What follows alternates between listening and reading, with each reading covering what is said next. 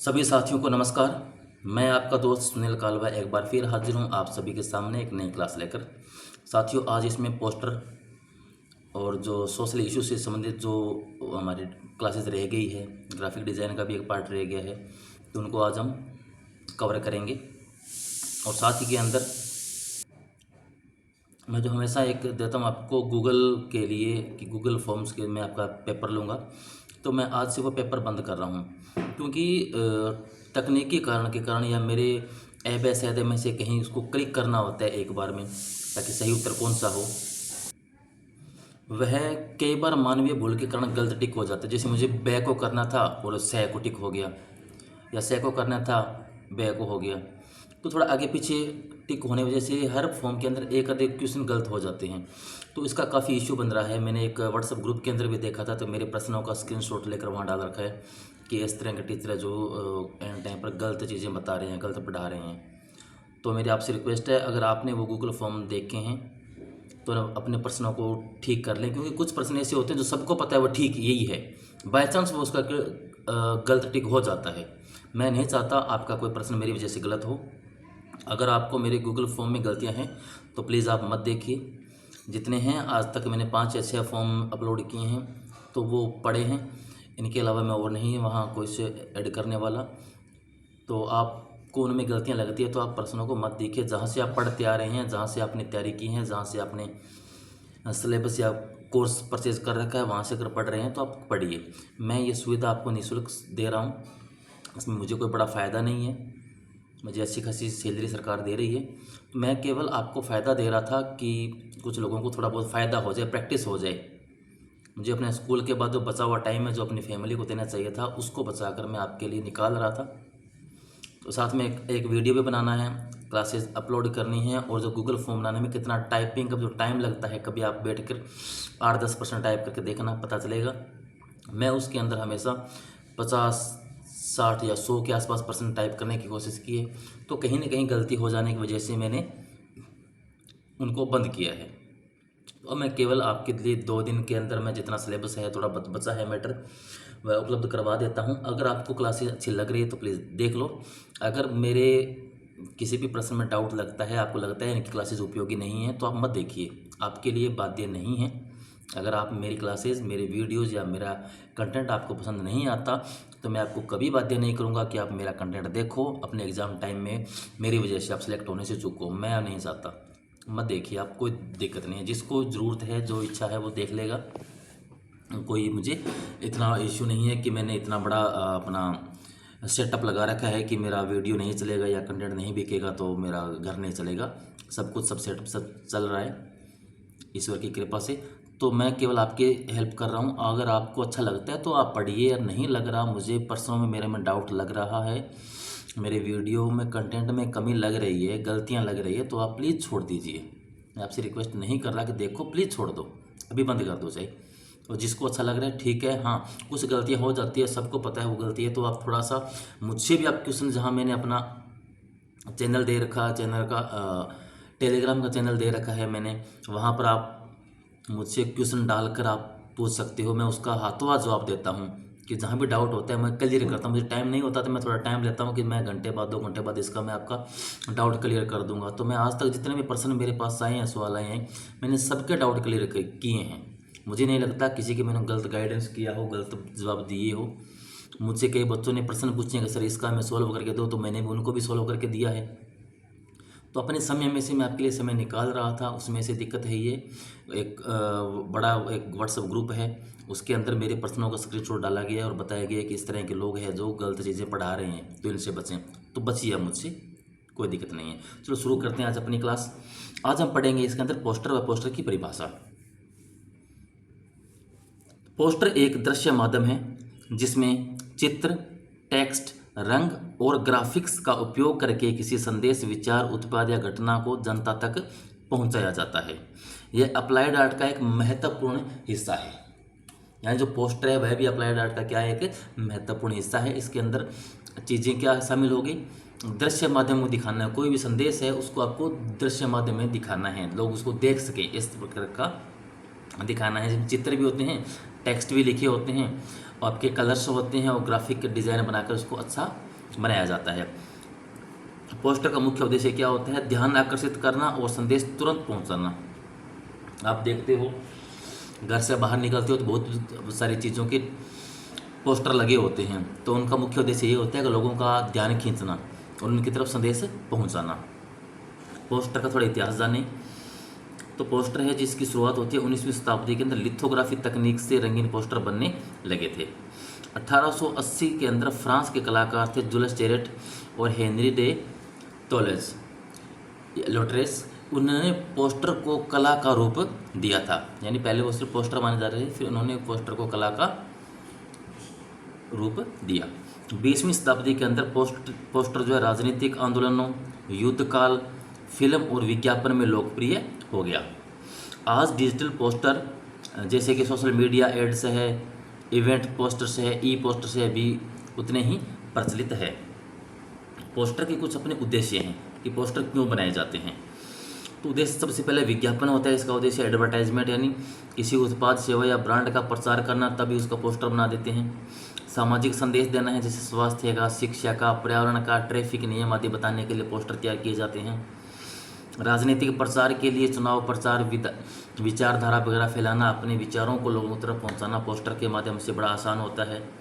सांस्कृतिक व शैक्षणिक उद्देश्य होते हैं इसके, जैसे फिल्म, नाटक, प्रदर्शनी, कार्यशाला, इन सब में पोस्टर्स लगाकर अपने संदेश पहुंचाए जाते हैं। और सूचना सबसे महत्वपूर्ण काम होता है उसका, सूचना जनित संदेश देना होता है। इवेंट की तारीख, स्थान आदि बताना होता है। आप आसपास देखते हो कोई प्रोग्राम है, जैसे कोई जागरण है या कहीं कोई बड़ा कलाकार या कोई सिंगर वगैरह आने वाले हैं, तो उनके पोस्टर लगे होते हैं बड़े बड़े कि इस तारीख को ये कलाकार वहाँ आएंगे, उनका अखाड़ा है, या ये वाले साधु महात्मा बाबा जी आने वाले हैं, उनकी सत्संग का प्रोग्राम है। तो लोगों को संदेश पहुँचता है, इम्प्रेस करते हैं कि अपने जीवन सुधार।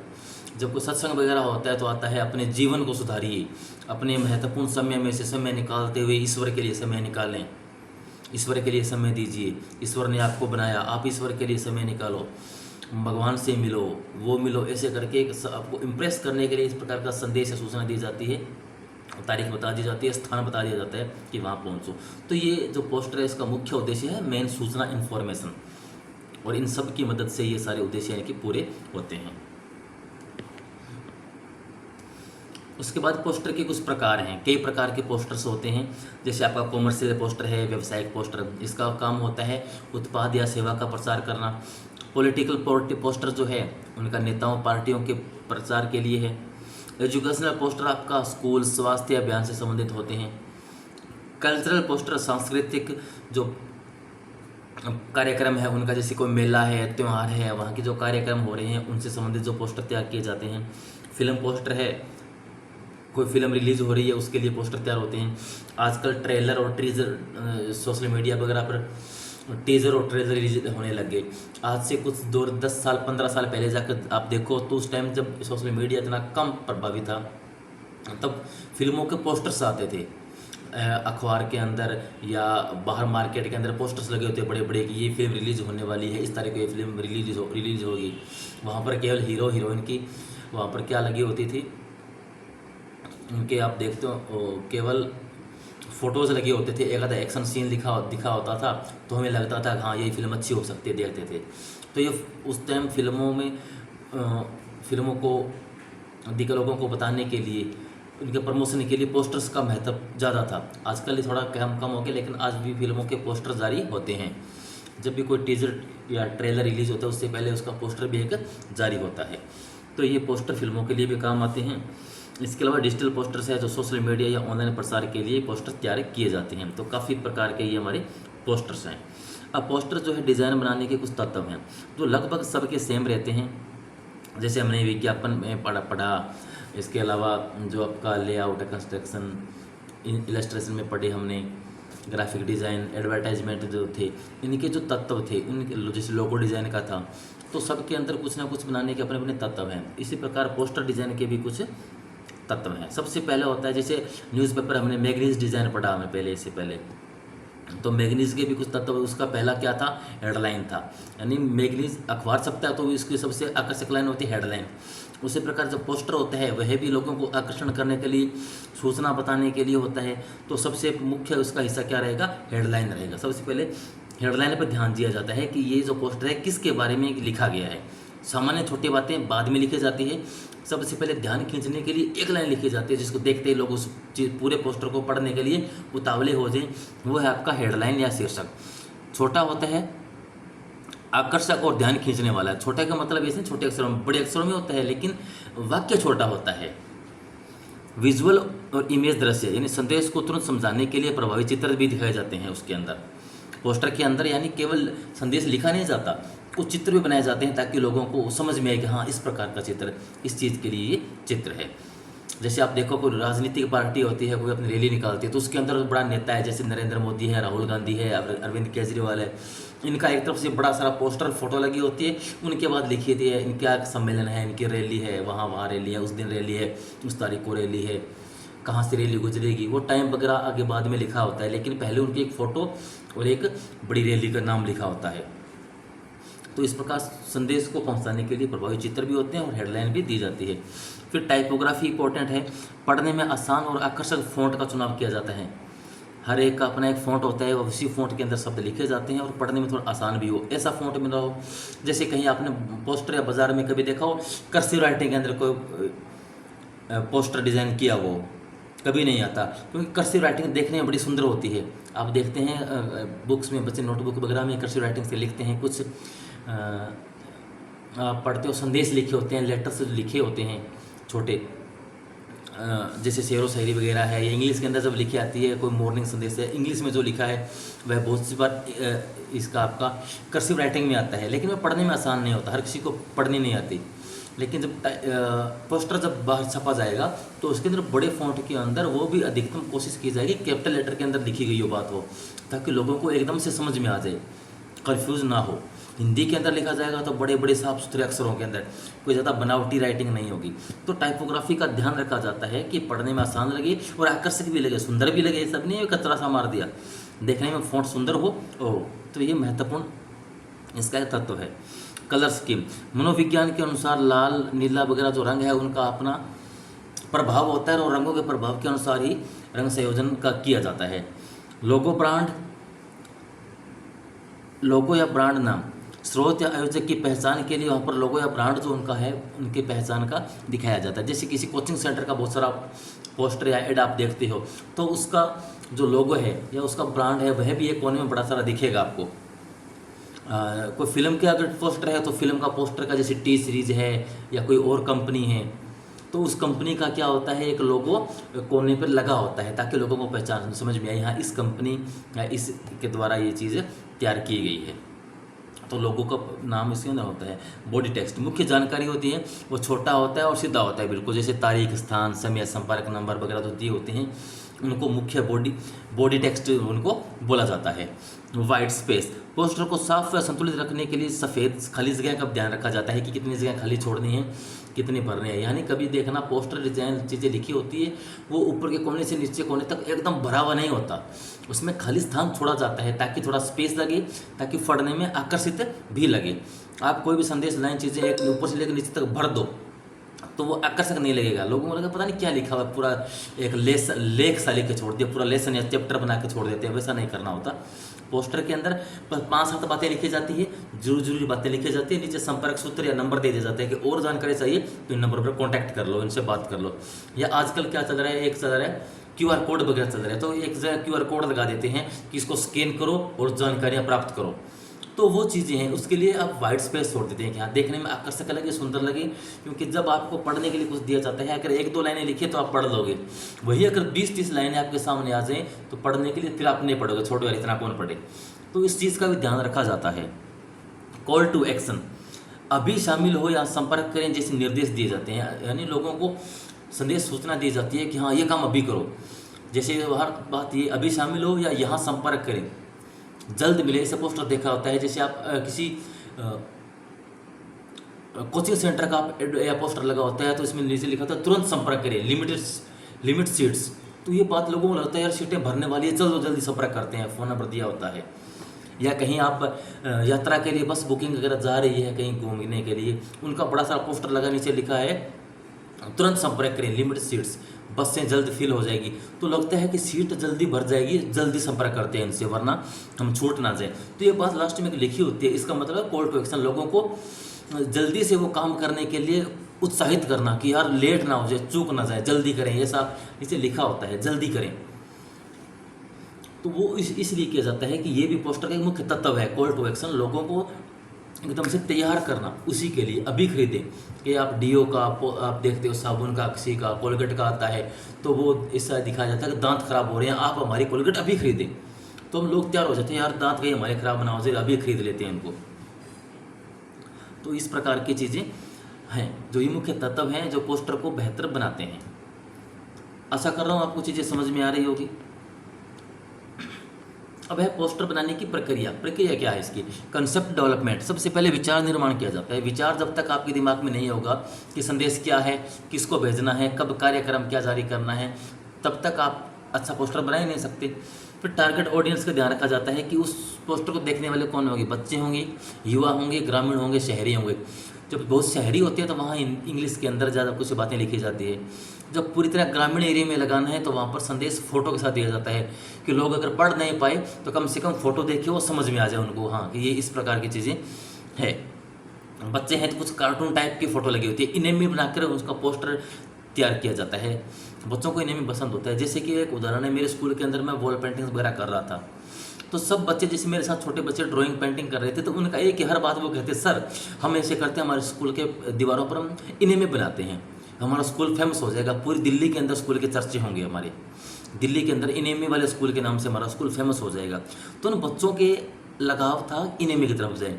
स्कूल के प्रिंसिपल्स जो प्रिंसिपल या टीचर कहते थे कुछ ऐसा बनाओ जिसे पढ़ने वाले बाहर के लोग आए तो उनको अच्छा लगे, कुछ संदेश हो, कुछ एजुकेशनल ड्राइंग हमारी होनी चाहिए। तो वो टीचर अपनी इस तरह की बात कर रहे थे। हम जैसे इसको आर्टिस्ट बनाते हैं तो सोचते हैं कि कुछ ऐसा हो, क्रिएटिव लगे, चाहे वह संदेश दे रहा हो किस प्रकार दे, लेकिन वह चीज़ें क्रिएटिव लगे, लोगों को आकर्षित करे, अपनी तरफ खींचे। तो सबका अपना एक सोच होते, विचार होते हैं। उसी प्रकार जैसे बच्चों के लिए बनाना है पोस्टर तो इनेमी वगैरह, कार्टून वगैरह को ऐड करना होता है। युवाओं के लिए अच्छे संदेश होते हैं, ग्रामीणों के लिए ज़्यादा फोटो का फोकस किया जाता है। तो इसी प्रकार की चीज़ों को शामिल करना, देखना है। मुख्य ये पॉइंट होता है आपका एक प्रक्रिया के अंदर, टारगेट ऑडियंस, कि आपकी ऑडियंस कैसी है, ये हमारा पोस्टर जो तैयार कर रहे हैं ये कौन देखने वाला है हमारा। इसके बाद आपका कंटेंट प्लानिंग, फिर आपकी सामग्री योजना तैयार करनी है। एक मुख्य शीर्षक क्या होगा, टेक्स्ट क्या होगा, इसमें नारा क्या लिखा जाएगा, इसमें चित्र कितने बनाने जाने हैं, तो सारी जो प्लान किए जाते हैं वो होते हैं कंटेंट प्लानिंग। उसके बाद विजुअलाइजेशन, दृश्य कल्पना, फिर हमारे रफ स्केच तैयार किया जाता है या थंबनेल लेआउट बनाया जाता है, जिससे हम देखते हैं कि यार हम जब ये पोस्टर ऐसा बनाएंगे तो कैसा लगेगा। यानी हमने यहाँ मुख्य शीर्षक लिख दिया, यहाँ टेक्स्ट लिख दिया, इधर हमने स्लोगन लिख दिया, यहाँ पर चित्र लगा दिया, तो कैसा दिखेगा। जैसे हमारे दिमाग में इमेजिनेशन करते हैं, यार ये सब बना दिया तो कैसा लगेगा। या पेंसिल से रफ कच्चा ड्रॉ कर लेते हैं कि ये चीज़ बनाएंगे तो कैसी लगेगी। फिर होता है डिज़ाइन एक्सक्यूजन, यानी डिज़ाइन बनाना। तो कंप्यूटर सॉफ्टवेयर के माध्यम से डिज़ाइन बनाते हैं। ट्रेडिशनल मेथड हमारा पुराना जो चल रहा है, जैसे हैंडमेड ड्राइंग है, पेंटिंग है, कोलाज है आदि, उनके द्वारा भी हम इस तरह के पोस्टर तैयार करते हैं। और कंप्यूटर के माध्यम से सॉफ्टवेयर एडोसॉफ्ट जो है, फोटोशॉप है, इलस्ट्रेशन, कोरल ड्रॉ, कैनवा आदि के माध्यम से पोस्टर आजकल बनाए जा रहे हैं। इसके बाद आपका टाइपोग्राफी, वही बात कि बोल्ड फॉन्ट लेने हैं, कंट्रास्ट कलर लेने हैं, ऐसे कलर जो एकदम से उभर कर लोगों को सामने आ जाए। फीके कलर नहीं होते पोस्टर में, कभी देखना बाहर मार्केट में छपे हैं तो बिल्कुल फीका कलर नहीं होता, बैकग्राउंड उनका फीका होता है, कलर एकदम बिल्कुल लाल, बिल्कुल गहरा नीला या बिल्कुल गहरा हरा या चमकता हुआ कलर इस प्रकार का होता है। बैकग्राउंड पीला होगा तो ऊपर लाल रंग का उभरता है या काले रंग का ऊपर नाम लिखे जाते हैं। तो कंट्रास्ट कलर के लिए लिया जाता है, बोल्ड कलर फॉन्ट लिया जाता है ताकि लोगों को एकदम से अच्छे से दूर से दिख जाए, पास आने की जरूरत ही ना पड़े। फाइनल लेआउट, इसके बाद फाइनल लेआउट तैयार किया जाता है। Balance of text, image, empty space, खाली स्थान है, टेक्स्ट है, इमेज, सबका बैलेंस देखा जाता है कि हमारा किस प्रकार का पोस्टर तैयार होगा। फिर प्रिंटिंग पब्लिश, लास्ट में इसका प्रिंट निकाला जाता है और ऑनलाइन वगैरह सोशल मीडिया पर पोस्टर कहाँ करने हैं, पब्लिश कहाँ करना है, वो चीज़ देखी जाती है। अब पोस्टर मेकिंग के उपयोग होने वाले कुछ तकनीकी शब्द है जो हमारे काम आते हैं, प्रश्न पूछ लिया जाता है। जैसे लेआउट है, लेआउट क्या होता है? लेआउट का मतलब होता है टेक्स्ट और चित्र का पृष्ठ पर संयोजन करना। हायरार्की है, कौन सा हिस्सा पहले दिखाना है, जैसे टाइटल है, विजुअल है, टेक्स्ट है, क्या है, कौन पहले आएगा, कौन बाद में आएगा। इस प्रकार का कंट्रास्ट होता है गहरे और हल्के रंग, फ़ॉन्ट संतुलन का ध्यान रखना। अलाइनमेंट का मतलब है टेक्स्ट और चित्र की स्थिति देखना कि कौन कहाँ कैसे आएगा। रिसोल्यूशन का मतलब है छवि की गुणवत्ता देखना। प्रिंट के लिए भी कौन सा पेपर हमारा यूज में लेना है, कितने DPI के अंदर करना है, डिजिटल के अंदर करना है या HD क्वालिटी में निकालना है, किस प्रकार का हमारा पोस्टर निकलने वाला है, ये रिसोल्यूशन के अंदर देखा जाता है। छवि की यानी जो हमारा प्रिंट निकलेगा उसकी गुणवत्ता कैसी रहेगी। CMYK मोड प्रिंटिंग के लिए रंग मॉडल होता है। जो हमारा जो प्रिंटर चलते हैं उनके अंदर कलर यही 4 होते हैं मुख्य, जिसको CMY के नाम से जाना जाता है। वो प्रश्न में आता भी है, जिसे CMYK दे दिया, इसके अंदर Y का अर्थ क्या है, M का मतलब क्या है, K का मतलब क्या है। तो K का मतलब यहाँ पर होता है की कलर, की का मतलब होता है ब्लैक, जैसे C से सियान, M से मेजेंटा, Y से येलो। तो यहाँ पर देखो ब्लैक दिया, लेकिन यहाँ पर इसके अंदर ब्लैक कहीं नहीं लिखा, यहाँ पर K लिखा हुआ है। तो K का मतलब होता है की कलर, KEY की कलर, COLOUR कलर। और की कलर का मतलब होता है आपका ब्लैक। तो जब ये ध्यान में आए तो K का मतलब होगा आपका ब्लैक या K का मतलब काला, ये देखना है आपको, ठीक है। और C का सियान, मेजेंटा, येलो और ब्लैक। ब्लैक का मतलब की कलर काला, यानी अब देखोगे तो इसके अंदर ब्लैक का B नहीं लिखा होता, कहीं आपका K लिखा मिलेगा, और K का मतलब यहाँ पर ब्लैक से ही है। तो ये 4 प्रमुख रंग होते हैं इसके। इसके बाद RGB mode. RGB mode screen digital के लिए रंग मॉडल होता है। जो आपके स्क्रीन होती है उस पर 3 ही रंग दिखते हैं। जो प्रिंटिंग के लिए है आपके 4 रंग है। CMYK प्रिंटिंग के लिए कितने रंग है, 4 रंग। लेकिन स्क्रीन जो दिखती है आपको डिजिटल में, जो रंग दिख रहे हैं वहाँ पर केवल 3 रंग होते हैं, RGB, रेड, ग्रीन और ब्लू। इस बात का ध्यान रखना, प्रश्न पूछा जाता है कि प्रिंटिंग मॉडल में कितने कलर होते हैं, तो 4। अगर आ जाता है स्क्रीन मॉडल में, जो आप देख रहे हो सामने डिजिटल मॉडल के अंदर कितने रंग है, तो 3, रेड, ग्रीन और ब्लू। इन्हीं तीनों को आपस में मिलाकर एक नए रंग तैयार होते हैं। फिर आपका ब्लेंड एंड मार्जिन। ब्लेंड और मार्जिन का मतलब है कि प्रिंटिंग के दौरान किनारों तक रंग डिजाइन फैलाना क्या कहलाता है, ब्लेंड या मार्जिन कहलाता है। उसके बाद सफल पोस्टर की कुछ विशेषताएं हैं। सफल पोस्टर की क्या विशेषताएं हैं?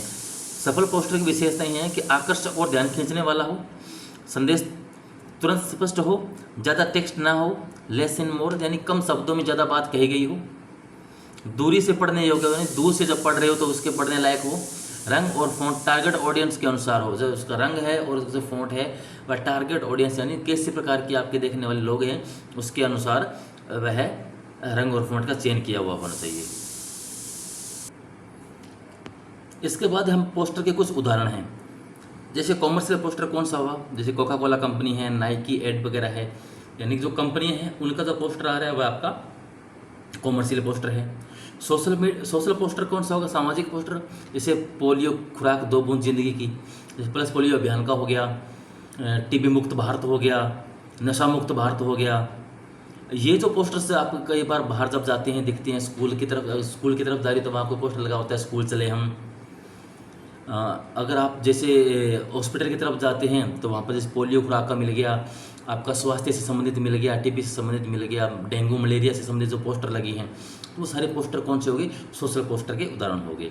पॉलिटिकल पोस्टर यानी पार्टी का चुनाव प्रचार का, उम्मीदवार का चित्र नारा वगैरह लगा होता है, वो सब पॉलिटिकल पोस्टर हो गए।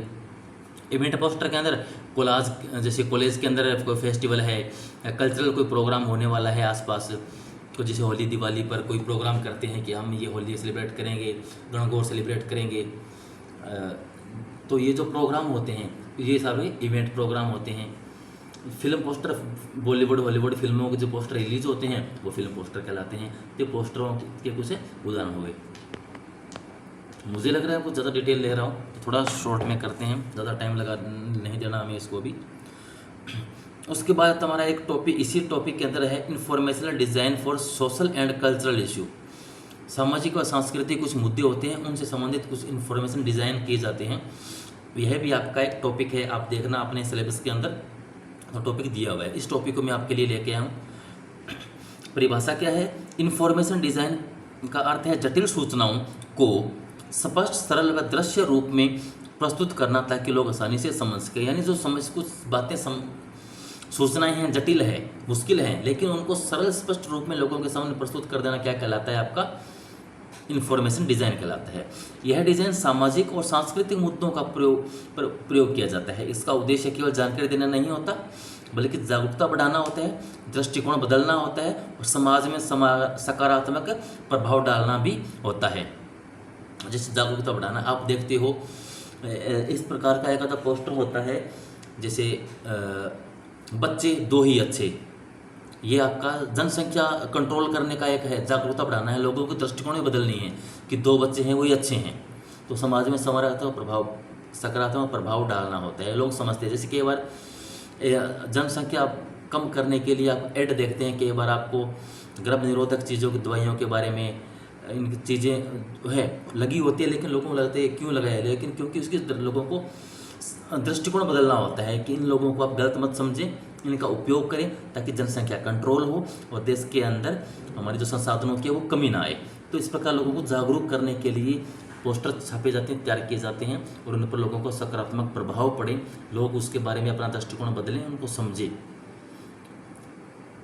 जैसे बेटी पढ़ाओ बेटी पढ़ाओ का एक पोस्टर आता है, वह सामाजिक अभियान है, तो लोगों की सोच बदलनी है कि बेटी केवल घर में नहीं रहती, काम करने के लिए नहीं होती, इसको बाहर समाज में निकालना है, बाहर जाना है और समाज में कुछ करके दिखाना है। जिस तरह बेटे काम करते हैं, बेटियां भी काम करें, बेटियां भी कमा के लाए, बच्चे बाजार में घूमते लड़के, लड़कियां भी जाएँ, तो इसका एक अपना दृष्टिकोण बदलाना है, लोगों को जागरूक करना है।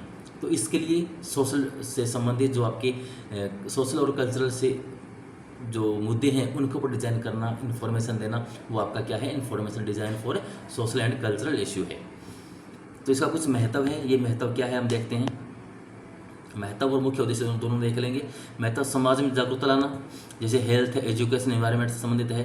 प्राकृतिक धरोहर और परंपराओं का संरक्षण करना होता है। सामाजिक बुराइयां हैं, जैसे दहेज आ गया, नशा, प्रदूषण, ट्रैफिक नियम आदि उल्लंघन रोकने में मदद करना, ये इनके जो पोस्टर जारी होते हैं ये सभी सोशल मुद्दे से संबंधित होते हैं। जनहित अभियान होते हैं, जैसे पब्लिक कैंपेन, कोई भी उसको प्रभावी बनाना है, तो ये उसके मुख्य उदाहरण हैं। फिर होते हैं मुख्य उद्देश्य क्या है इसकी? जागरूकता फैलाना इसका उद्देश्य होता है, किसी समस्या की जानकारी तुरंत जनता तक पहुंच जाए। व्यवहार परिवर्तन करने हैं, लोगों की आदत या सोच में सुधार लाना है, जो भी मैंने बताया कि हमेशा पहले सोचते थे लड़कियां या महिलाएं केवल घर में काम करने के लिए होती है, लेकिन फिर उनका या महिलाओं का भागीदारी बढ़ाओ, लड़कियों को पढ़ाओ, तो इससे लोगों की सोच बदली कि यार हाँ लड़कियों की पढ़ाना चाहिए।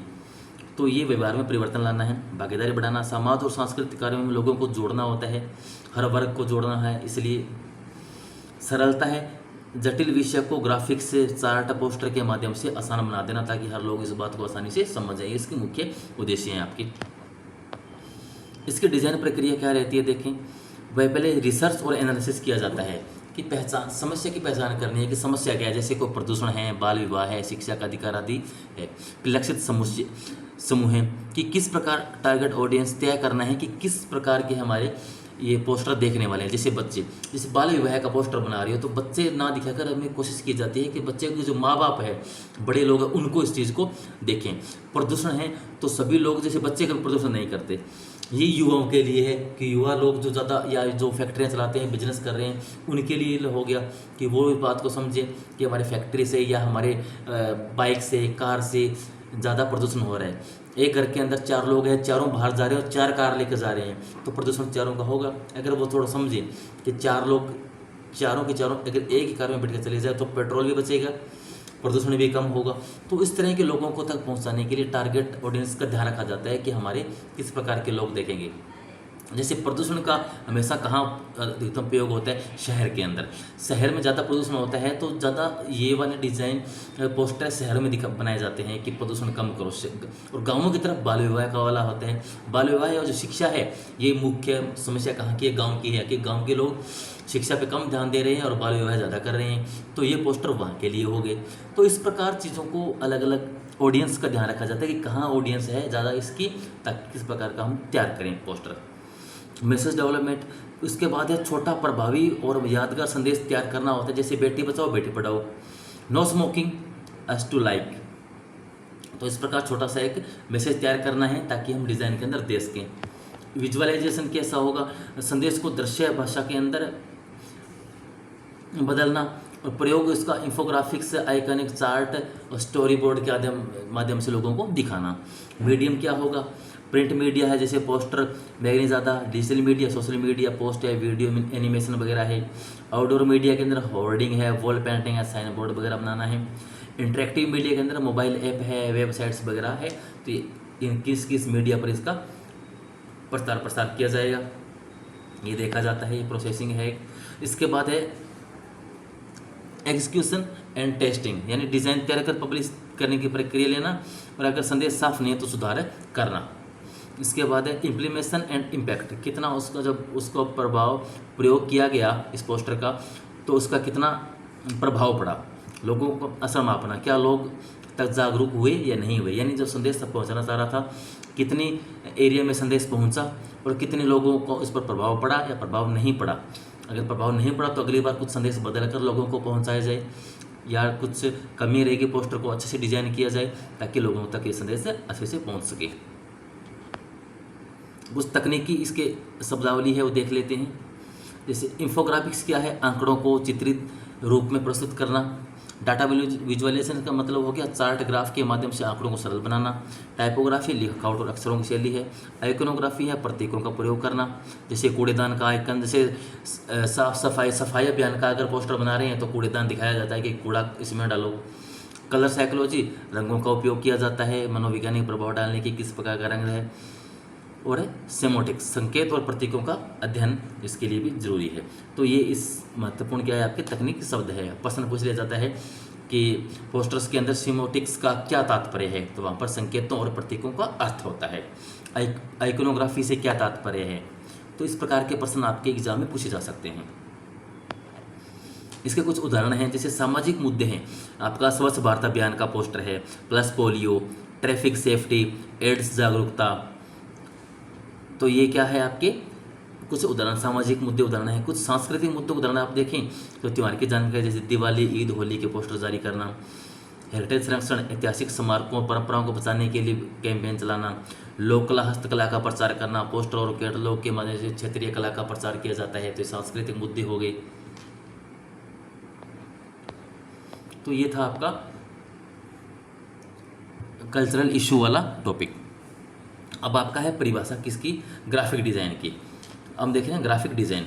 ग्राफिक डिज़ाइन एक दृश्य माध्यम संचार है। ग्राफिक डिज़ाइन क्या है? दृश्य संचार है। दृश्य संचार की कला और तकनीक है जिसमें टेक्स्ट, टाइपोग्राफी, इमेज, कलर, प्रतीक, लेआउट का उपयोग करके आकर्षक, स्पष्ट और प्रभावी रूप से प्रस्तुत करना है। यानी जितनी भी चीज़ें सब चल रही थी हमारी, जैसे पोस्टर था या इलस्ट्रेशन था, लोगो था, ये सब के सब ग्राफिक डिज़ाइन का ही एक हिस्सा है। इनके माध्यम से चीज़ें तैयार की जाती है। सरल शब्दों में समझे तो ग्राफिक डिज़ाइन वह कला है जिसमें विचारों और संदेशों को दृश्य रूप में, विजुअल में बदला जाता है। अब इसका थोड़ा इतिहास देख लेते हैं कि क्या इतिहास है। थोड़ा प्रागैतिहासिक युग के अंदर गुफा चित्र आदि थे। ये पहली विजुअल कम्युनिकेशन था। ये पहला कि जो कुछ लोगों को बताना था, संदेश देना था, चित्र बना दिए तो उसका दूसरों तक संदेश पहुंच रहा है। तो ये पहला के उदाहरण आपके सामने है। विजुअल कम्युनिकेशन का जो पहला उदाहरण आपका प्रागैतिहासिक गुफा में देखने को मिलता है। प्राचीन सभ्यताएं जैसे मिस्र की सभ्यता है, चीन है, भारत है, इनके अंदर आप देखने को मिलते हैं। जैसे मिस्र की हिएरोग्लिफ्स जो लिपि है, चीन की ब्लॉक प्रिंटिंग है, भारत में अजंता एलोरा की भित्ति चित्रकारी, हस्तलिखित पांडुलिपियाँ, ये सब एक संदेश पहुँचाने की एक कला है। मध्यकाल के अंदर आप देखते हैं तो इल्यूमिनेटेड मैन्युस्क्रिप्ट आप देखो, सजावटी अक्सर गोल्डन लीफ सजावट वगैरह आई थी। फिर हेराल्ड्री यानी राजग्रहणों की जो प्रतीक चिन्ह हैं, इनके अंदर इन चीज़ों का उपयोग किया गया। पुनर्जागरण काल जब आया तब टाइपोग्राफी प्रिंटिंग का विकास हुआ। क्लासिक आर्ट और डिज़ाइन का पुनर्जागरण काल आया। औद्योगिक क्रांति के समय मास प्रिंटिंग और पोस्टर पर जोर दिया गया। लिथोग्राफी का आविष्कार हुआ, रंगीन पोस्टर जारी हुए। 20वीं शताब्दी आई तो बहुत स्कूल के अंदर, जर्मनी के अंदर फॉर्म फ्लो फंक्शन सिद्धांत का प्रतिपादन हुआ। और स्विस स्टाइल 1950 के अंदर ग्रिड सिस्टम व सॉफ्ट टाइपोग्राफी का आविष्कार हुआ। पॉप आर्ट मूवमेंट के अंदर बोल्ड कलर और पॉपुलर कल्चर का प्रयोग किया गया। डिजिटल रिवॉल्यूशन के अंदर आपका डेस्कटॉप पब्लिशिंग, फोटोशॉप वगैरह आदि आ गए। तो 20वीं शताब्दी के अंदर काफ़ी सारे काम हुए हैं। 21वीं शताब्दी आई तब web design, UI, UX, motion graphics, AI based design, फिर minimalism, flat design, 3D visualisation वगैरह जो आपका देख रहे हो सब 21वीं सदी के अंदर कुछ नया आ गया ग्राफिक्स के अंदर। तो आप समय के अनुसार कुछ ना कुछ ग्राफिक के अंदर नया आता गया। ग्राफिक के कुछ प्रकार हैं, टाइप हैं ग्राफिक के। एक ब्रांडिंग और आइडेंटिटी डिज़ाइन, जैसे लोगो, मोनोग्राम वगैरह तैयार करना। मार्केटिंग या एडवर्टाइजमेंट के अंदर poster, social media ad, hoarding आदि तैयार करना। पब्लिकेशन डिज़ाइन के अंदर न्यूज़पेपर, मैगजीन्स, बुक्स आदि। पैकेजिंग डिज़ाइन के अंदर FMC प्रोडक्ट, बोतल, लेबल, फूड रैपर आदि के तैयार करना पैकेजिंग के अंदर। वेब एंड डिज़ाइन के अंदर वेबसाइट वगैरह बनाना।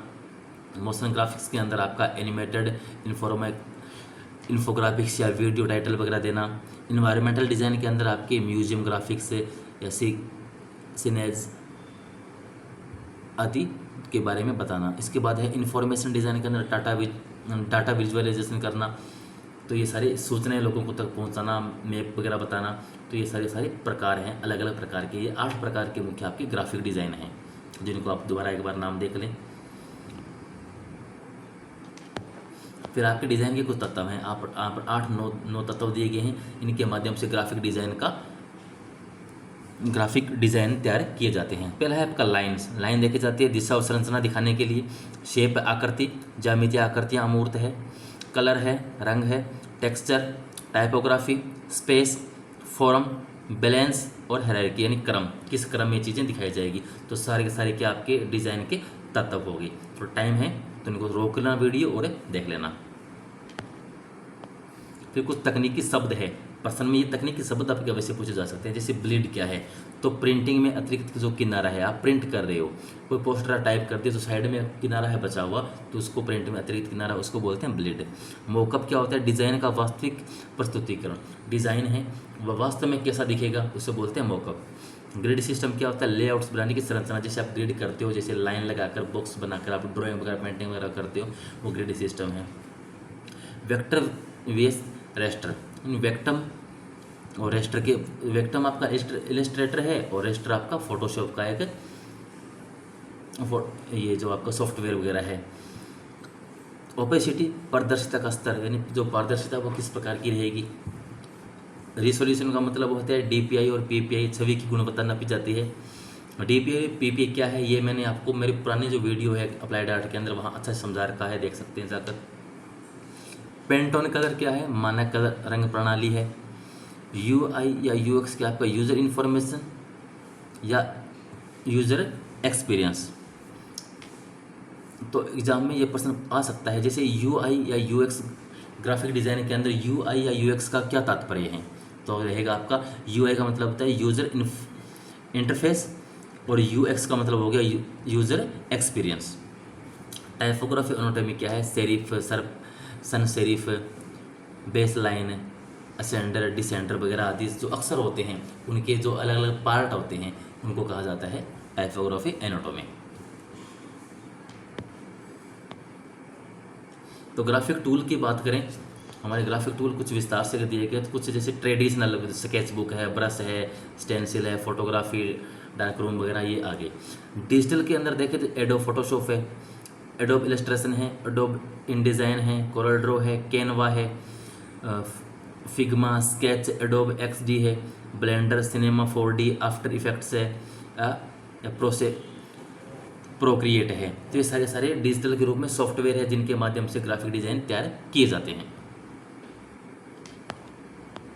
फिर अनुप्रयोग, इनका कहाँ किस क्षेत्र में इसका प्रयोग किया जाता है वो देखना है कि अप्लाइड आर्ट आपका ग्राफिक डिज़ाइन है, इसका उपयोग किस किस क्षेत्र में होता है। व्यापारिक क्षेत्र में होता है, ब्रांडिंग वगैरह एडवर्टाइजमेंट के लिए। शैक्षिक क्षेत्र में बुक्स वगैरह तैयार करने के लिए होता है। सामाजिक क्षेत्र में अवेयरनेस कैंपेन, जागरूकता अभियान चलाने के लिए उपयोग किया जाता है। मनोरंजन क्षेत्र के अंदर मूवी, गेम वगैरह तैयार किए जाते हैं। और सांस्कृतिक क्षेत्र के अंदर festival, branding, event, programme, poster बनाने के लिए इसका उपयोग में लिए जाते हैं। तो मुख्य 5 क्षेत्र हैं इसके। फिर career, occupation and graphic design. Graphic design में आप अपना कैरियर बनाना चाहते हो, 4-5 ये ऑप्शन आपके सामने हैं, देख लो इनको। जैसे ग्राफिक डिज़ाइनर बन सकते हैं, आर्ट डायरेक्टर बन सकते हैं, UI UX डिज़ाइनर बन सकते हैं, मोशन ग्राफिक आर्टिस्ट हैं, ब्रांडिंग स्पेशलिस्ट है, पैकेज डिज़ाइनर है, इलस्ट्रेटर है, प्रिंट पब्लिशर डिज़ाइनर बन सकते हैं आप। तो ये सब इसके कुछ क्षेत्र हैं जिनके माध्यम से आप आगे बढ़ सकते हैं। उसके बाद आता है हमारा इंटीरियर डिज़ाइन। ये भी इसी का एक हिस्सा है, पार्ट है, इसमें दिया गया है। तो इंटीरियर डिज़ाइन क्या है? वह कला या विज्ञान है जिसमें स्थान स्पेस को इस प्रकार व्यवस्थित सजाया जाता है वह सौंदर्यपूर्ण, कार्यात्मक और सुरक्षित, आरामदायक और उपयोगकर्ता अनुकूल हो। यानी कोई स्थान को इस प्रकार सजाना है, सुंदर भी लगे, कार्य करने लायक भी हो, सुरक्षित हो, सेफ हो, आरामदायक हो, कंफर्टेबल भी हो और उपयोग करने लायक हो, और जो उपयोग करने वाला है उसके अनुकूल हो, जो चाहता है वैसा बना हो। तो सबको तैयार करना क्या है? इंटीरियर डिज़ाइन करना कहलाता है। इसकी हिस्ट्री थोड़ी सी देखें तो ये कब से चला आ रहा है? ये भी प्राचीन काल से है। इजिप्शियन आपका इंटीरियर देखें तो भित्ति चित्र, मूर्तियाँ, स्तंभ, पिरामिड, सजावट वगैरह थी, तो इंटीरियर डिज़ाइन का वो हिस्सा था। ग्रीक इंटीरियर के अंदर स्तंभ शैलियाँ जैसे मूर्ति, रंगीन मोजाइक आदि। रोमन इंटीरियर के अंदर बड़े हॉल, गुंबद, भव्य महल आदि को डेकोरेट किया जाता था। मध्यकाल जब आया तब गोथिक शैली, इस रंगीन कांच की खिड़कियाँ, नुकीले मेहराब, महलों और चर्चों में लकड़ी के फर्नीचर और भारी सजावट लगाया गया। तो ये सब के सब किसका हिस्सा था? आपका इंटीरियर डिज़ाइन का हिस्सा था। पुनर्जागरण काल आया तब कला, चित्रकला, मूर्तिकला से प्रभावित डिजाइन थे। महंगे फर्नीचर और कलात्मक झूमर वगैरह जो बड़े महलों में लगे होते हैं, तो ये सब किसका हिस्सा है? इंटीरियर डिज़ाइन का। जैसे नाम सोचते हैं इंटीरियर डिज़ाइन वगैरह, तो हम सोचते हैं आज का ये, आज का नहीं, ये प्राचीन समय से चला आ रहा है, बस उसमें समय के साथ थोड़ा परिवर्तन होता हुआ आ रहा है। उसका जब आई औद्योगिक क्रांति है 19वीं सदी के अंदर, तो मशीनों से फर्नीचर बने। मास प्रोडक्शन में डिज़ाइन को आम लोगों तक पहुंचाया गया। और 20वीं शताब्दी के अंदर बाउहाउस स्कूल के अंदर नया परिवर्तन आया और मिनिमलिज्म फंक्शन का उदय हुआ। 21वीं शताब्दी के अंदर स्मार्ट होम बनाए, जो है वर्तमान में जो चल रहे हैं 21वीं सदी समकालीन युग, तो स्मार्ट घर बन रहे हैं और CAD, VR और 3D विजुअलाइजेशन का प्रयोग करके घरों को दिखाया जाता है। तो इस प्रकार इंटीरियर डिज़ाइन का इस्तेमाल होता हुआ आया है आज तक। एलिमेंट ऑफ इंटीरियर डिज़ाइन, इसके इंटीरियर डिज़ाइन के क्या क्या तत्व हैं वो भी देखें। स्पेस, स्थान देखा जाता है कि स्थान पॉजिटिव हो, फर्नीचर भरा हुआ हो, नेगेटिव यानी खाली स्थान। दो प्रकार, एक पॉजिटिव है और एक नेगेटिव है। पॉजिटिव का मतलब जो फर्नीचर से भरा हुआ है, और नेगेटिव का मतलब क्या हो गया? खाली स्थान जो है घर के अंदर। लाइन, ओरिजेंटल रेखाएं स्थिरता को दर्शाती है, वर्टिकल ऊंचाई को, और कर्व्ड रेखाएं गतिशीलता को दर्शाती है। फॉर्म में आकृति 2D 3D फर्नीचर स्ट्रक्चर आदि दिखाया जाता है। लाइट, प्रकाश, नेचुरल, आर्टिफिशियल लाइटिंग आदि जो चीज़ें हैं उसके अंदर दिखाई जाती है। कलर का उपयोग, वार्म कलर कौन से है, कूल कलर कौन से हैं, नेचुरल कलर कौन से हैं, टेक्सचर कैसा होगा, अनुभव कैसा, स्मूथ है, रफ है, मेट है, ग्लोसी है, पैटर्न कैसा रहेगा, वहाँ का फ्लोरल है कि ज्योमेट्रिक है। तो जो आपके देखे जाते हैं, तो ये सारे क्या हो गए? इसके तत्व हो गए इंटीरियर डिज़ाइन के। इसके बाद इंटीरियर डिज़ाइन कुछ सिद्धांत है, जिसके बैलेंस, सबसे पहले बैलेंस देखा जाता है, संतुलन बनाया जाता है कि घर का जो चीज़ हम डिज़ाइन कर रहे हैं उसका संतुलित रहे एक दूसरे के साथ। रिदम, लय, ताल, जो उसका रिदम है, ताल, लय जो है उसका बरकरार रहे, खराब ना हो चीज़ें। प्रपोर्शन और स्केल, अनुपात मापा जाता है, कौन सी चीज़ स्थान व वस्तु एक दूसरे से अनुपात में हो। जैसे स्पेस छोटा है, वहाँ पर बहुत सारी बड़ी वस्तु को ठोंस दिया जाता है, फंसा दिया, कहाँ दीवार में फिट आ जाएगी, तो ऐसा नहीं करना होता। जितनी जगह की ज़रूरत है उस स्पेस वस्तु को, तो उतनी ही स्पेस के अंदर वस्तु को रखी जाए। तो इन चीज़ों को देखना अनुपात कहलाता है। एम्फेसिस, प्रमुखता, यानी किस क्षेत्र में कौन सी चीज़ लगाई जाएगी, यानी कौन सी दीवार है जिस पर टीवी लगाया जाएगा, किस साइड में हमारे झूमर वगैरह लगेंगे, कहाँ पंखा लगेगा, कहाँ हमारा स्विच बोर्ड वगैरह लगेगा। तो इन चीज़ों को देखना किसके अंदर आता है? एम्फेसिस या प्रमुखता को आता है। हार्मनी और ह्यूमनिटी, सामंजस्य, सभी तत्वों का आपस में तालमेल होना, मेलजोल खाना क्या कहलाता है? आपका सामंजस्य कहलाता है। तो ये सभी इसके सिद्धांत है इसके इंटीरियर डिज़ाइन के। इंटीरियर डिज़ाइन प्रोसेसिंग, प्रक्रिया इसकी क्या रहती है? वही क्लाइंट ब्रीफिंग, पहले क्लाइंट से मिला जाता है, उनसे ज़रूरतें, उनका बजट, स्टाइल पूछा जाता है कि तेरी ज़रूरत क्या है भाई, तेरा बजट कितना का है, किस प्रकार का घर तैयार करना है। फिर रिसर्च की जाती है उसके बारे में, फिर कॉन्सेप्ट डेवलपमेंट किया जाता है, स्पेस प्लानिंग की जाती है, डिज़ाइन डेवलपमेंट किया जाता है, 3D विजुअलाइजेशन के माध्यम से इसको डिज़ाइन दिखाया जाता है, मटेरियल फर्नीचर सेलेक्ट किया जाता है, फिर एक्सक्लूशन किया जाता है कि दिखाया किस प्रकार का मकान तैयार होगा, फिर एलिवेशन और हैंड ओवर किया जाता है। फिर उसके बाद मकान तैयार हो गया, फाइनल जो उसका इंटीरियर डिज़ाइन तैयार हो गया, तो उसको सौंप दिया जाता है कि भैया तेरा घर अंदर से, फिर इसके बाद तेरा रूम, घर जो ऑफिस है ऐसा लगेगा। उसके बाद type of interior design. Interior design किस टाइप के होते हैं? एक होता है रेजिडेंशियल डिज़ाइन, घर, विला, अपार्टमेंट, उसका डिज़ाइन करना है। कॉमर्शियल डिज़ाइन के अंदर आपका ऑफिस, मॉल वगैरह है। हॉस्पिटल डिज़ाइन के अंदर हॉस्पिटल, रिसोर्ट, रेस्टोरेंट आता है। हेल्थ केयर के अंदर आपका हॉस्पिटल है, सॉरी हॉस्पिटलिटी, जो आपकी हॉस्पिटलिटी है इसके अंदर आपका होटल, रिजॉर्ट, रेस्टोरेंट आते हैं। और जो हेल्थ केयर से संबंधित है वहाँ आपकी क्या आती है? हॉस्पिटल, क्लिनिक वगैरह है। एजुकेशनल के अंदर स्कूल, कॉलेज, लाइब्रेरी है। एग्जीबिशन या इवेंट के अंदर इवेंट हॉल और स्टोर डिज़ाइन वगैरह है। और सस्टेनेबल डिज़ाइन के अंदर आपका इको फ्रेंडली, एनर्जिक इफेस्ट होम वगैरह, इफिशिएंट होम वगैरह तैयार किए जाते हैं। तो ये कुछ प्रकार हैं इस प्रकार के इंटीरियर डिज़ाइन के। आप कुछ देख सकते हैं टेक्निकल टर्म्स, कुछ तकनीकी शब्द हैं जैसे एर्गोनॉमिक्स, मानव शरीर को आराम देने वाला डिज़ाइन होता है। फोकल पॉइंट, कमरे का मुख्य आकर्षक होता है। सर्कुलेशन स्पेस, चलने फिरने के स्थान है। मूड बोर्ड, रंग, टेक्सचर और फर्नीचर का जो कॉम्बिनेशन होता है। मॉड्यूलर फर्नीचर, आसानी से असेंबल होने वाले जो फर्नीचर हैं। रेंडरिंग होती है 3D में आसानी जैसा, असली जैसा लुक दिखाना। और CAD, कंप्यूटर एडेड डिज़ाइन है, जैसे ऑटो CAD, रेडियो, स्केचअप आदि, ये इसके ये दिखाए जाते हैं। तो ये कुछ इसके तकनीकी शब्द हो गए। पर्सन में अगर पूछ लिया जाता है मूड बोर्ड से क्या तात्पर्य है, इंटीरियर डिज़ाइन के अंदर फोकल पॉइंट से क्या तात्पर्य हैं, तो इन शब्दों को आप देखकर आप समझ सकते हो। फिर टूल, उपकरण क्या हो गया? उपकरण ट्रेडिशनल के अंदर आप स्केल, कंपास वगैरह सब देखते हैं। डिजिटल के अंदर आपका ऑटो CAD, स्केचअप वगैरह इनके माध्यम से तैयार किए जाते हैं। और प्रेजेंटेशन का मतलब VR, वॉक थ्रो है या मूड बोर्ड है या 3D रेडर वगैरह, जो रेंडर वगैरह इनके आपकी प्रेजेंटेशन के माध्यम है कुछ। फिर कैरियर बनाने के लिए आपके साथ ऑप्शन है, ये ज़्यादा एग्जाम में नहीं पूछा जाता, पढ़ना चाहो तो उनको पढ़ दो। जैसे इंटीरियर डिज़ाइनर बन सकते हो आप, furniture designer, space planner, set designer, जो सेट है फिल्म थिएटर वगैरह का set designer, lighting designer, CAD specialist या एग्जीबिशन या इवेंट डिज़ाइनर। इस प्रकार के आपका करियर इसमें बना सकते हैं इंटीरियर डिज़ाइन के अंदर। ये ज़्यादा हमारे काम का। फ्यूचर इंटीरियर डिज़ाइनर, फ्यूचर में आप ये चीज़ें हो सकती है, इनको देख लो थोड़ा।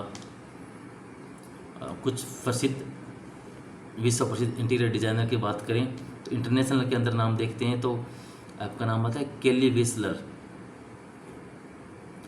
और एक फिलिप स्टाक, ये फ्रांस के हैं और ये USA के हैं। और इंडिया के अंदर सुनीता कोहली, शुभनाम गुप्ता और अमरीश अरोड़ा, ये कुछ भारत के इंटीरियर डिज़ाइनर है। उसके बाद आता है पैकेज डिज़ाइन। पैकेज डिज़ाइन है पैकेजिंग डिज़ाइन, जो आपका टॉपिक का एक हिस्सा है। इसका टॉपिक का हिस्सा क्या आपके सिलेबस का हिस्सा है, सिलेबस का टॉपिक है। देखिए क्या है पैकेज डिज़ाइन, वह प्रक्रिया है जिसमें किसी उत्पाद को सुरक्षित रखने, संरक्षित करने और उपभोक्ता तक आकर्षक रूप से पहुंचाने के लिए कंटेनर, रैपर, बोतल, बॉक्स या कवर का डिज़ाइन तैयार किया जाता है। इन सभी चीज़ों को, जो खाने वाली चीज़ें आपकी तरफ आ रही है, खाने वाली, कुछ काम में लेने वाली, जिनका भी पैकेज होता है, जो पैकेट में तैयार होकर आती है, उन सब का डिज़ाइन करना क्या कहलाता है? पैकेजिंग डिज़ाइन कहलाता है। तो सभी के सभी क्या आपका पैकेज डिज़ाइन के अंदर आता है। पैकेज डिज़ाइन का इतिहास अगर आप देखोगे उठा के तो प्राचीन काल से चली आ रही है। प्राचीन काल के अंदर मिट्टी के बर्तन, पत्ते, लकड़ी के बक्से आदि डिज़ाइन होते थे। मध्यकाल में धातु, कपड़ा और हाथ के बने पैकेट आते थे। औद्योगिक क्रांति 19वीं सदी के अंदर मशीन निर्मित डब्बे आने लगे, कांच की बोतलें आने लगी। 20वीं सदी के अंदर आपका कार्डबोर्ड है, प्लास्टिक है, टिन पैकेजिंग है और ब्रांडिंग का उद्योग हो गया।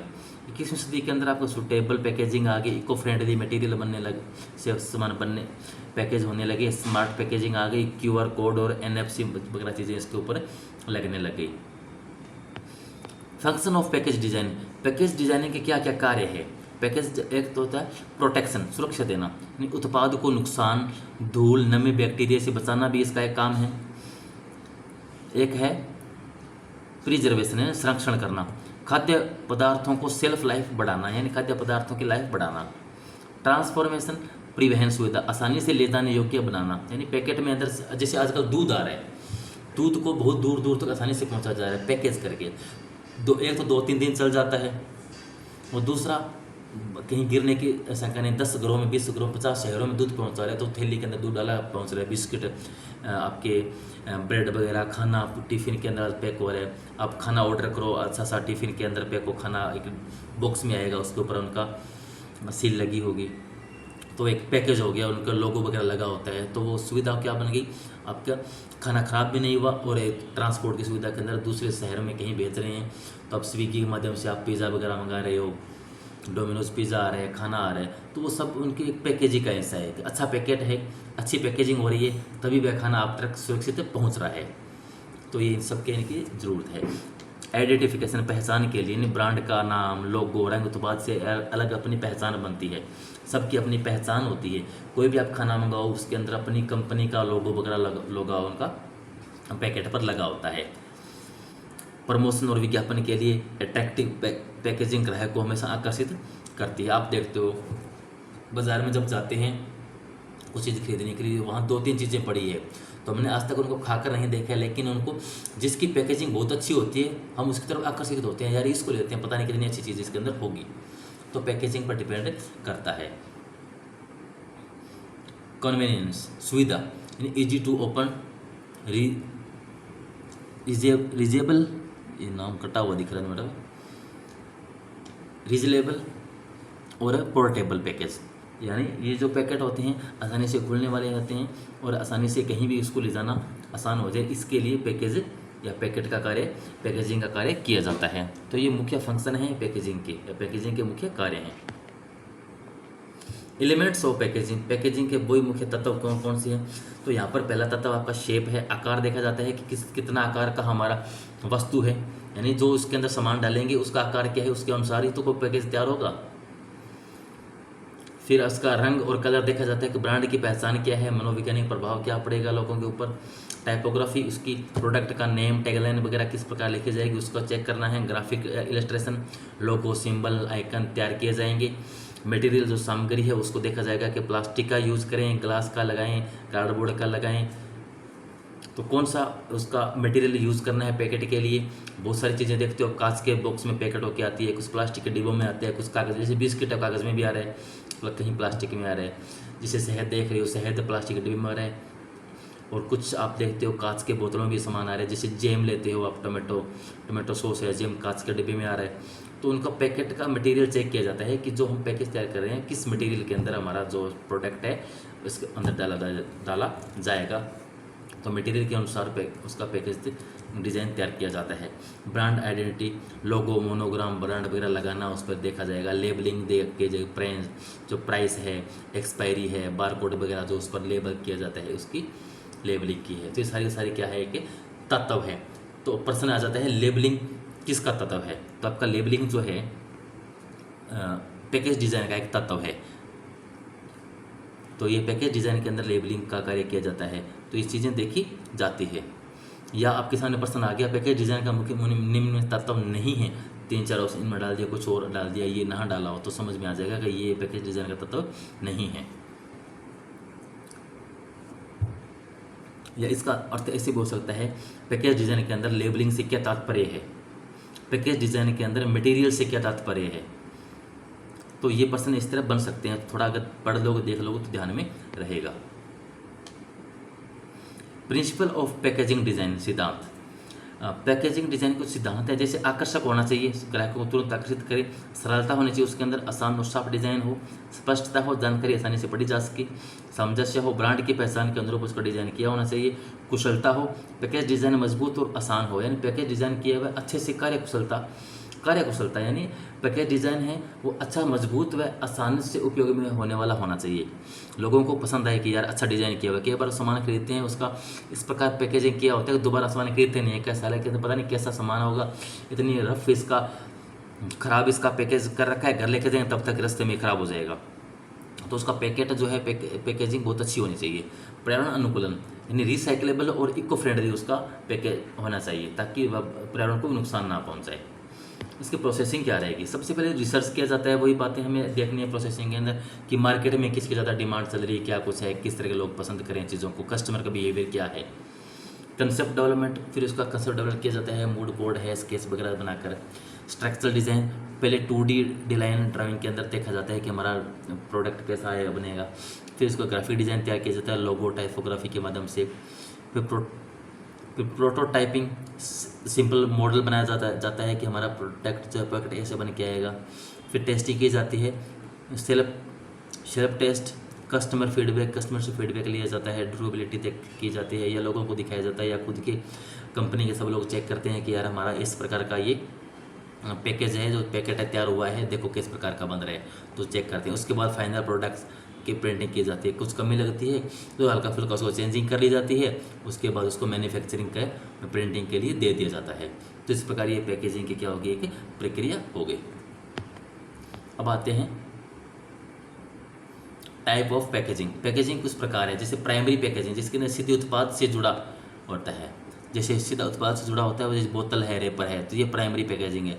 सेकेंडरी पैकेजिंग होती है समूह पैकेज, जैसे कार्टून बॉक्स है, कार्टून है या बॉक्स है, आप देखते हैं जैसे बिस्किट आ रहा है, वो एक तो बिस्किट का पैकेट सीधा रेपर है, फिर एक उसके ऊपर 4-5 पैकेट को एक पैकेट के अंदर वो डाल रहे हैं, वो उसका समूह पैक हो गया। एक टेरिटरी पैकेजिंग यानी ट्रांसपोर्ट पैकेजिंग, यानी आपका सामान बाहर कहीं जाएगा दूसरे शहर में तो वह क्या सुरक्षित पहुंच पाएगा, तो उसका डिज़ाइन किया जाता है ट्रांसपोर्ट पैकेजिंग का, प्लेट कंटेनर वगैरह का। रिटेल पैकेजिंग, डिस्प्ले के लिए अट्रैक्टिव पैकेजिंग, रिटेल के लिए जब बेचना है तो लोग वहाँ डिस्प्ले करेंगे तो लोगों को थोड़ा आकर्षक लगे, इसलिए डिज़ाइन तैयार करना है। इको फ्रेंडली पैकेज एक होता है ऐसा जो रिसाइकलेबल मटेरियल से तैयार किया गया हो, इको फ्रेंडली हो। और luxury packaging, high and product जैसे परफ्यूम है, ज्वेलरी है, उनका जो पैकेजिंग की जाती है इतनी गजब की जाती है, लोग उसको खरीदते हैं तो बड़ा मज़ा आता है। कई बार देखते हैं कि प्रोडक्ट जो है उसके अंदर जो माल है बहुत कम है, लेकिन उसका पैकेट या पैकेजिंग बड़ी शानदार होती है, तो अंदर बहुत कुछ ना निकले लेकिन पैकेजिंग शानदार होती है। तो कुछ महंगे लग्जरी जो होते हैं उनकी अलग अलग पैकेजिंग होती है। तो पैकेजिंग किसी प्रकार हो गई आपकी। तो पैकेजिंग के अंदर कुछ शब्दावलियाँ हैं, जैसे टेक्निकल वर्ड देखें तो डी लाइन का मतलब होता है पैकेज का 2D लेआउट जो है, कटिंग और फोल्डिंग गाइड वगैरह करना लेआउट है, वो आपका डी लाइन कहलाता है। CMY के प्रिंटिंग, वही कलर चार्ट। ब्लीड एरिया यानी प्रिंटिंग के लिए जो एक्स्ट्रा मार्जिन का एरिया बचा हुआ है वह आपका ब्लीड एरिया कहलाता है। बारकोड या QR कोड, प्रोडक्ट इन्फॉर्मेशन या ट्रैकिंग के लिए जो उस पर लगा होता है बारकोड होता है। फॉयल स्टैंपिंग, मेटलिक या इफेक्टिव प्रिंटिंग के लिए जो काम में आता है। फिर है एम्बोसिंग या डिबोसिंग यानी रेज्ड या प्रेज्ड इफेक्ट दिखाने के लिए। देखो एम्बोसिंग या डिबोसिंग का तात्पर्य क्या है। एम्बोसिंग होता हुआ है रेज्ड यानी उठाया हुआ। कई बार आप प्रोडक्ट के ऊपर देखते हैं तो उसके ऊपर जब उंगली फिराते हैं तो हमें महसूस होता है कि इस पर नाम उभरा हुआ छपा हुआ नाम दिखते हैं। और डिबोसिंग होता है, डिबोसिंग का मतलब होता है प्रेस्ड, अंदर खुदा हुआ जो नाम है। डिब्बे या बॉक्स के अंदर आप देखते हैं तो अंदर खुदा हुआ जो नाम है वह आपका डिबोसिंग है, और जो इम्बोसिंग है वह आपका क्या है, रेज्ड यानी ऊपर उभरा हुआ जो नाम है। आप बहुत सारी कंपनी या दुकान प्रोडक्ट कोई कार्टून पैकेट आप खरीद के देखना तो उस पर जैसे हाथ फिराते हैं तो कुछ नाम ऐसे होते हैं उस कंपनी का लोगो डिजाइन वगैरह, तो हमें उभरा हुआ प्रतीत होता है कि हाँ ऊपर ये नाम लिखा हुआ है, और कुछ के अंदर छपा हुआ दिखाते हैं। जैसे सामान्य तौर पर आप ईंट देखते हैं तो ईंट के ऊपर उभरा हुआ नाम दिखता है, कुछ उसके जैसे भट्टे का नाम वो होता है उसका लगा हुआ, वो उसके अंदर खुदा हुआ है छपा हुआ दिखाई देता है। लकड़ी के या बड़े कार्डबोर्ड गत्ते वगैरह के नाम आप देखेंगे किसी कंपनी के जो प्रोडक्ट आता है उस पर इस प्रकार का नाम होता है, आपको उभरा हुआ भी दिखता है, कई बार उसके अंदर खुदा हुआ दिखता है। जैसे चाबी के छल्ला वगैरह बना हुआ है तो चाबी का जो छल्ला है उसके ऊपर आप उंगली फिर के देखोगे उसका नाम उभरा हुआ दिखता है। जैसे मोटरसाइकिल वगैरह या उसका कंपनी का नाम ऊपर चिपका होता है, देखते हैं तो थोड़ा सा ऊपर उभरा हुआ लगा हुआ होता है।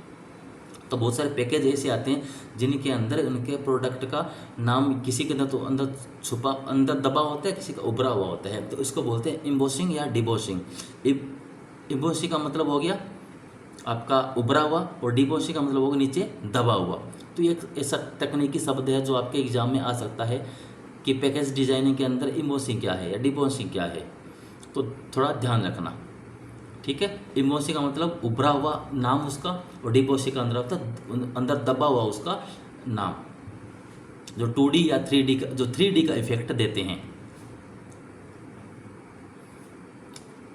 उसके बाद आपका है सस्टेनेबल मटेरियल, यानी बायोप्लास्टिक, क्राफ्ट पेपर या ग्लास, किस प्रकार का मटेरियल का यूज किया जाता है।